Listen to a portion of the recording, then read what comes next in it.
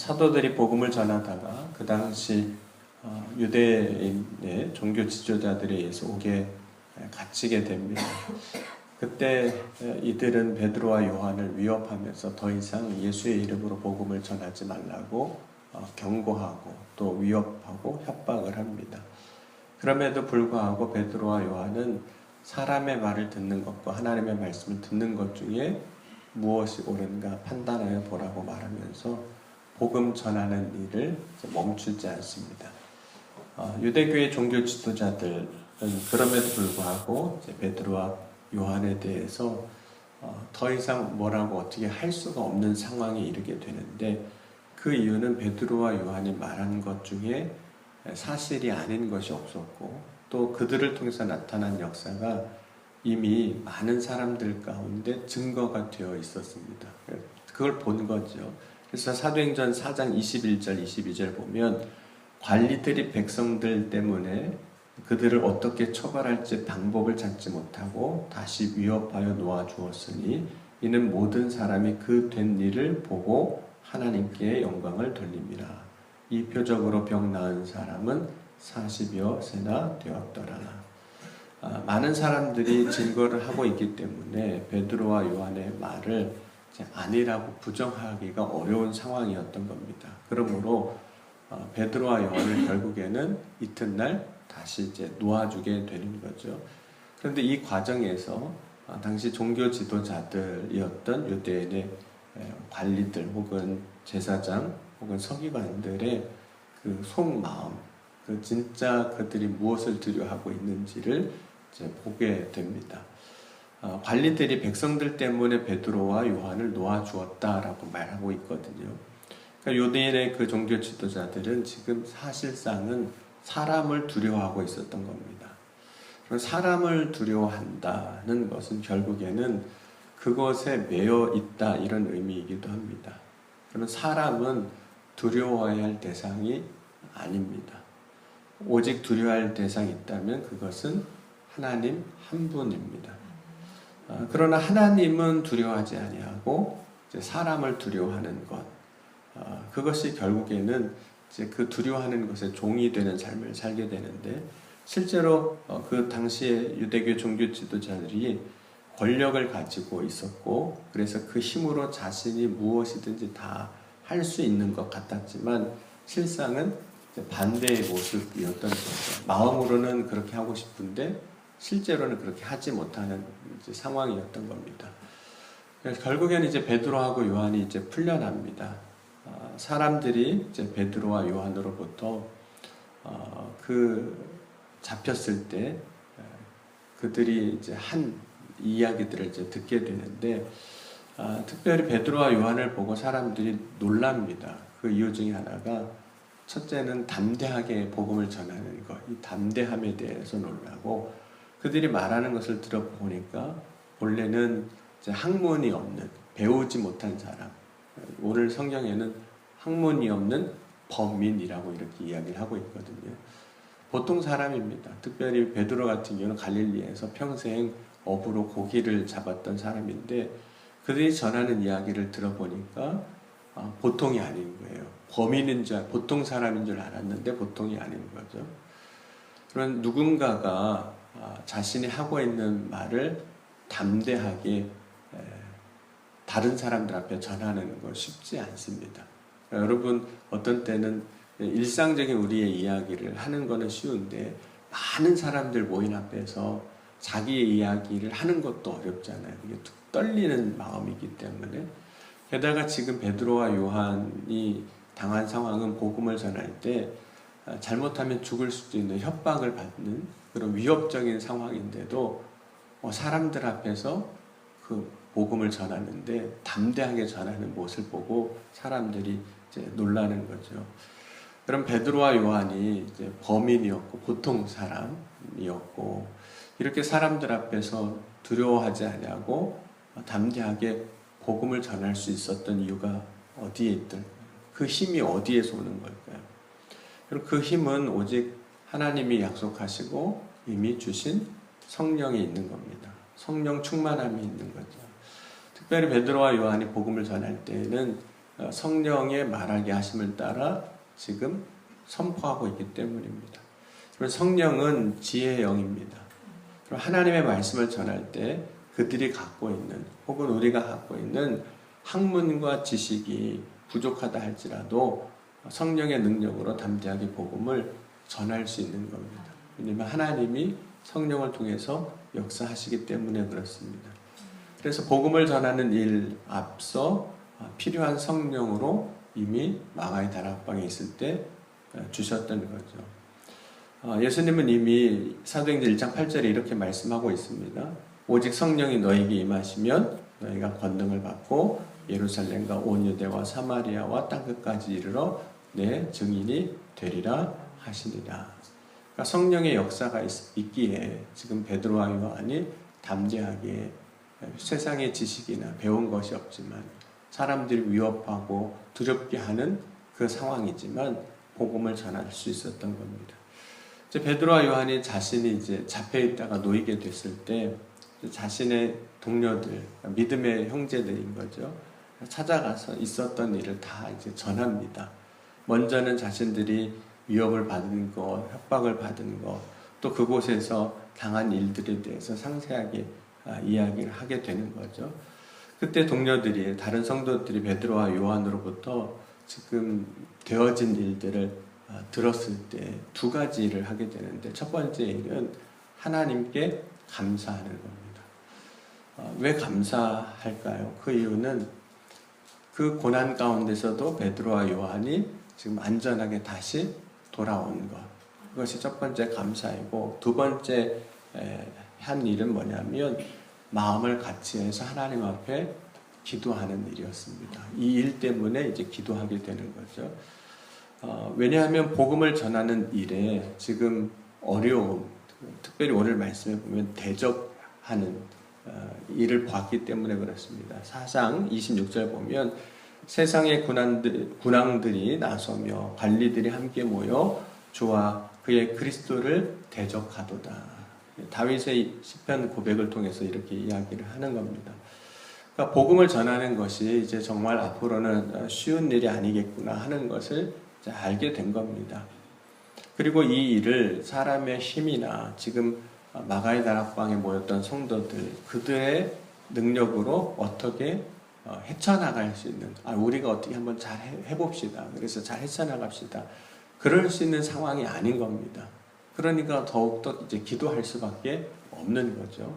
근데 이때들이 이제 맞이한 성도의 문제는 한 사람 개인의 문제는 아니었습니다.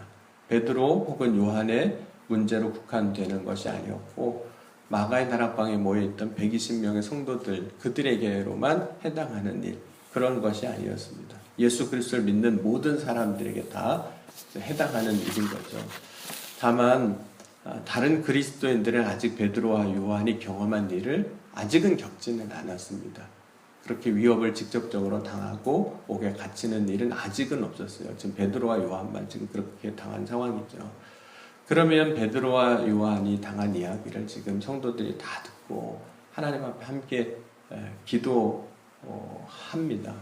여러분 같으면 이제 뭐라고 기도하시겠습니까? 보통의 경우는 이제 고난의 문제가 생기게 되면 이 문제를 이제 해결하게 해달라고, 혹은 고난이 사라지게 해달라고, 고난을 주는 저들을 어떻게 해달라고, 좀 위협하는 저들을 어떻게 해달라고 기도하게 되죠. 그런데 성도들이 함께 기도할 때 이렇게 기도합니다. 오히려 오늘 말씀을 보면 29절과 31절을 함께 보겠습니다. 기도하고 어떻게 행했는가에 대한 부분이거든요. 29절 같이 읽겠습니다. 주여 이제도 그들의 위협함을 굽어보시옵고 또 종들로 하여금 담대히 하나님의 말씀을 전하게 하여 주시오며, 이게 기도였거든요. 그리고 31절입니다.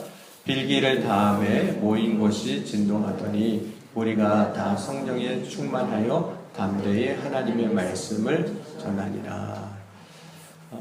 이들의 기도 내용은 하나님 이 위협이나 이 고난 없어지게 해주십시오.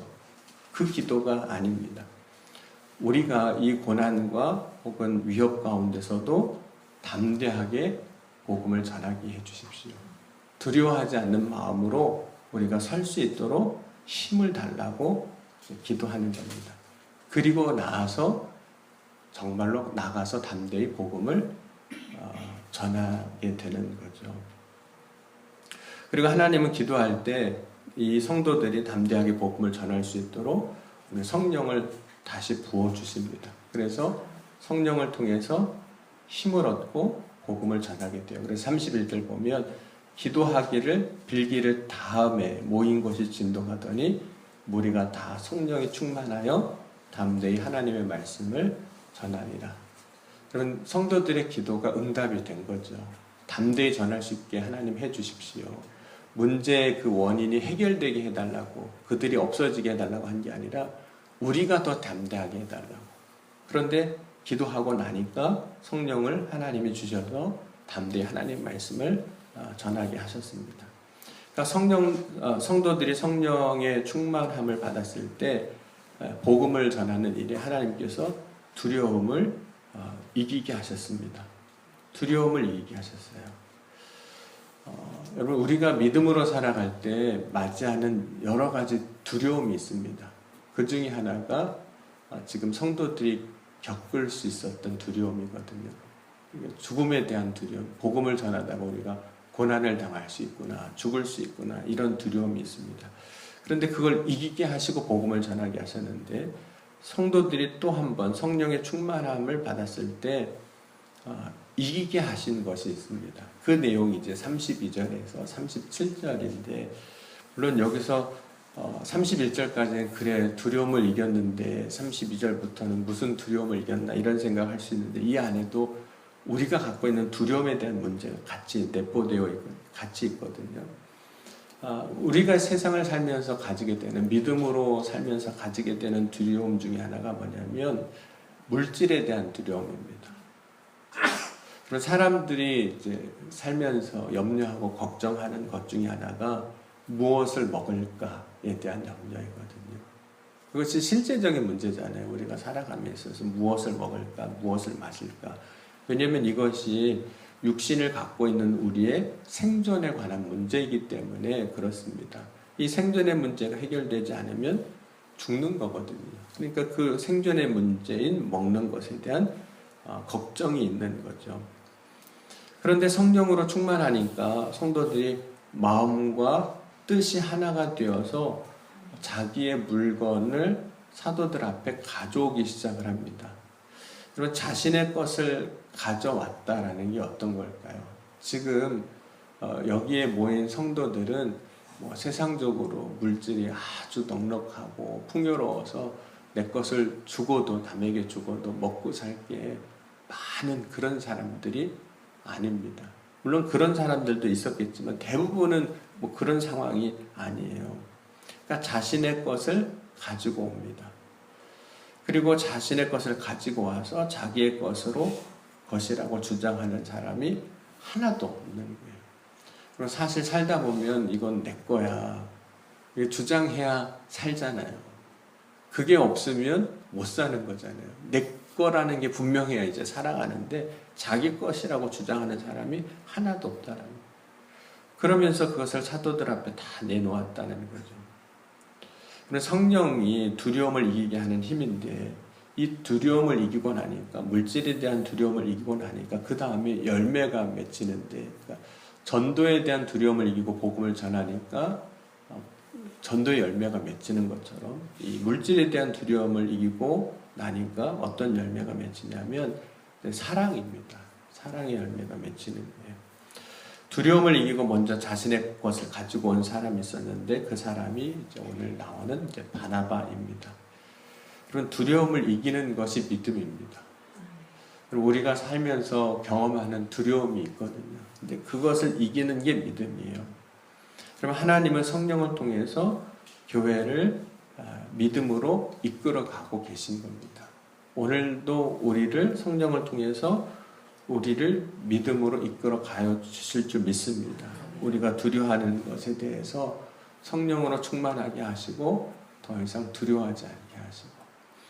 여러분, 회개는 기쁨일까요? 두려움일까요? 물론 회개하고 나면 하나님 주신 기쁨이 충만한 것을 경험하지만 처음에는 그게 참 두렵습니다. 왜냐하면 나의 모든 죄와 허물을 고백해야 되니까. 그럴 때 사람들의 비난이나 사람들의 어떤 정죄, 이거를 어떻게 감당할까? 내가 이제 어쩌면 내가 회개한 것으로 인해서 사람들이 나에 대해서 알고 손가락질 할 수도, 정말 그런 사람이었어 라고 이야기할 수도 있는데, 그런 두려움이 이제 찾아오거든요. 근데 성령은 그런 두려움을 이기게 하시는 하나님이십니다. 그래서 정말 우리가 회개해야 할 것을 회개하게 하시고 우리를 믿음으로 인도하여 주시는 분이십니다. 그럼 우리가 성령으로 인도함을 받을 때 먼저 우리가 가지고 있는 두려움을 다 이기게 하여 주시는 줄 믿습니다. 오늘 이 시간 우리의 삶에 두려워하는 것들이 있거든요. 그것을 이기는 믿음을 가지는 저와 여러분이 될 수 있기를 주의 이름으로 간절히 축원합니다. 그때 주님은 분명히 성령을 통해서 우리를 도우시고 결국은 믿음의 삶으로 이끌어 주실 줄 믿습니다. 그 승리를 오늘 이 새벽에 함께 경험하고 고백하는 저와 여러분이 될 수 있기를 주의 이름으로 간절히 축원합니다. 기도하시겠습니다. 지금도 살아계시고 역사하시는 하나님, 오늘도 이 새벽에 주의 은혜 가운데 우리를 택하시고 주님 앞에 나와 찬송과 영광 돌리며 나아갈 수 있도록 인도하여 주시니 감사합니다. 오늘 이 시간 우리에게 약속하신 성령으로 충만하게 하여 주셔서 전도하는 일에 두려움을 이기게 하시고 우리가 세상을 살아갈 때 믿음으로 살아가는 일에 두려움을 이기게 하여 주시옵소서. 오늘도 승리하고 살아 역사하신 하나님께 영광 돌리는 주의 자녀들이 다 되게 하여 주옵소서. 이 새벽에도 바라고 소망하며 주님 앞에 간구합니다. 주여 부르짖을 때 응답하시고 채워주시고 충만케 하여 주옵소서. 능히 주님께서 오늘도 이 새벽에 역사하여 주셔서 인도하시고 행하여 이루어 주실 것을 믿사오며 사랑이 많으신 우리 주 예수 그리스도의 이름으로 감사하며 간절히 기도하옵나이다. 아멘. 주여